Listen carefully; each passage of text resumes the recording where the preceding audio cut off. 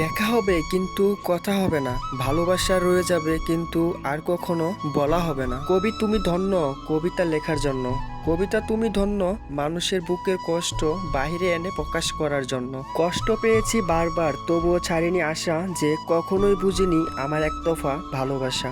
আমার খোঁজ নেওয়ার দরকার নেই, মনে পড়লে ভেবে নিও আমি অনেক ভালো আছি।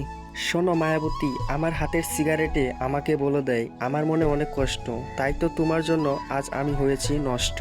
গরিব ঘরের ছেলে আমি, সব কিছু ছাড়তে বাধ্য, স্বপ্ন দেখতে পারি নেই পূর্ণ করার স্বার্থ।